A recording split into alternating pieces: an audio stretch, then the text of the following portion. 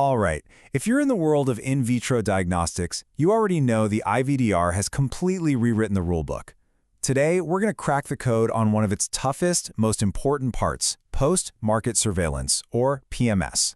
I know, it can seem incredibly complex, but trust me, we're going to break it down and make it make sense. So, to really get a handle on the new rules, you have to understand this one massive shift in philosophy. Under the old directive, the IVDD, everything was basically reactive. You waited for something to go wrong and then you'd look into it. Well, the IVDR just flips that entire script. Now it's all about being proactive. It demands a living, breathing system that's constantly watching your device, hunting for signals, and trying to stop problems before they even start. And the scale of this, it is just staggering. Before, most IVDs could be self-certified. Now, a whopping 85% of all devices need oversight from a notified body. And that is a huge deal, because it means your PMS system isn't just some internal paperwork anymore. Oh no, it is a critical piece of your documentation that is absolutely going to be put under a microscope. The stakes are just so much higher for everyone involved. Okay, so here's our game plan for today. First, we're going to dive into that foundational shift in thinking. Then, we'll get practical and talk about the blueprint for your system. We'll cover the data that actually fuels it, how you turn all that data into real action, the reports you've got to master, and finally, how you can use this whole thing as a strategic weapon. So let's kick things off with Section 1, the IVDR PMS revolution. We're really talking about a move away from just passively collecting complaints to building a system of proactive, living intelligence. So what does the regulation actually say? Well, Article 78 defines PMS as a continuous and systematic process. Now, those two words, continuous and systematic, are everything. This isn't some project you do once and then file away. It's a core, non-stop part of your quality management system, specifically designed to be out there, proactively gathering and making sense of real-world data on your device. And that really gets to the core mission, doesn't it? The whole point is to build this complete, ongoing picture of how your device is actually doing out in the real world, its quality, its performance, its safety. The biggest takeaway here? You're never really done. The moment your device hits the market, the surveillance starts, and it doesn't stop until the very last one is taken out of service. Which brings us right to Section 2, your system blueprint. So how do you actually build this thing? Well, it all starts with one absolutely critical document, the PMS plan. You need to think of the PMS plan as the architectural blueprint for your entire surveillance operation. And make no mistake, as laid out in Annex 3 of the IVDR, this is not optional. It is a mandatory part of your technical documentation. It has to spell out your complete strategy, what you're going to do, how you're going to do it, and why. So what actually goes into this blueprint? Well, Annex 3 tells us exactly what it needs.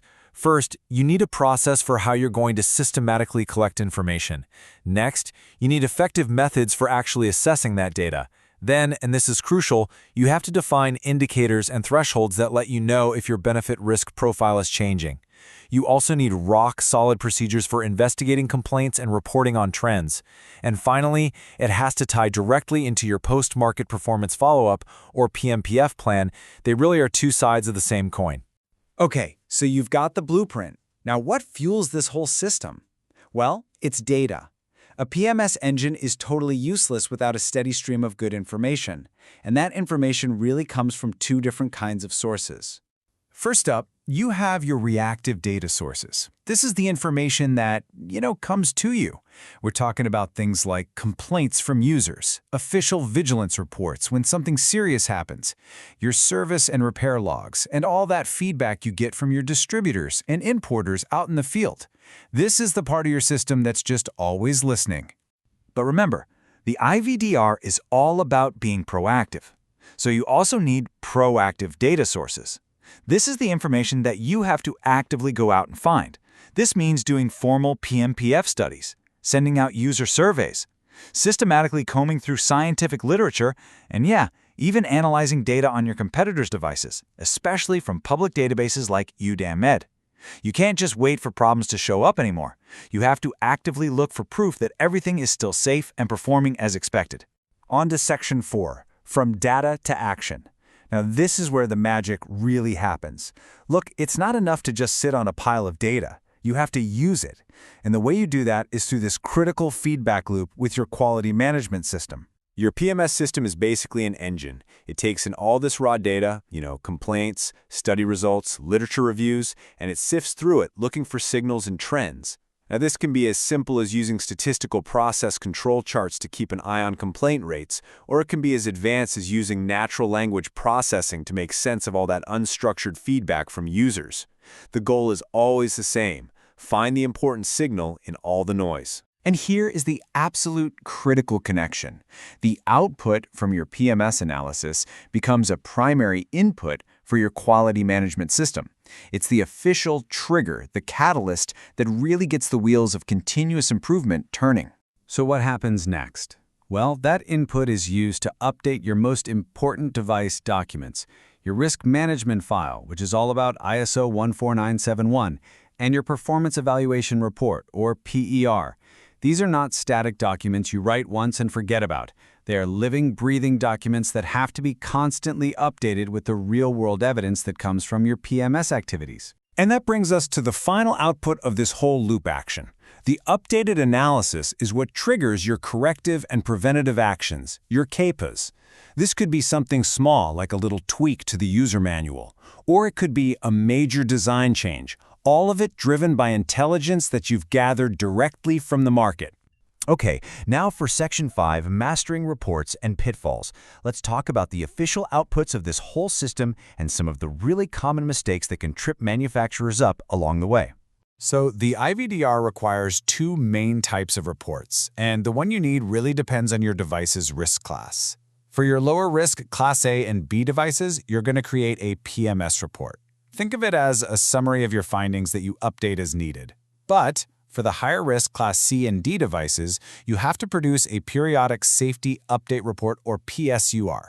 This is a much bigger deal. It's way more detailed. You have to update it at least once a year, and it really dives deep into your PMPF findings, sales data, and the current benefit risk analysis. Of course, building these systems isn't easy, and honestly, we see a lot of the same mistakes happen over and over again. Probably the biggest one, siloed data. If your quality team, your R&D folks, and your commercial team aren't talking and sharing information, you are never going to see the full picture. It's just impossible. The same goes for setting vague objectives or running poorly designed PMPF studies. It means all your proactive work is just wasted. Planning for these challenges from the start is absolutely non-negotiable. Finally, let's talk about the ultimate goal here. This isn't just about checking a box and staying out of trouble with the regulators. It's about turning a compliance requirement into a really powerful strategic advantage. Look, a well-oiled PMS system is so much more than a regulatory burden. It's a goldmine of strategic intelligence. You can use public data in UDOMED to see how your competitors are doing. You can take that real-world feedback from users and pipe it directly to your R&D team to build the next generation of your product. You can even use strong post-market data to powerfully back up your marketing claims. It's all about leveraging your entire ecosystem, from your PRC to your importers on the ground, to turn this requirement into a real competitive edge. So, as we wrap up this explainer, I'm just going to leave you with this one question to think about. Under the IVDR, doing post-market surveillance is mandatory. No one gets a pass. But being great at it, that's a choice. So is your PMS system just a compliance checkbox you have to tick, or are you actually building it to be the engine that drives your innovation forward? Honestly, the answer to that question is going to define your success in this new era.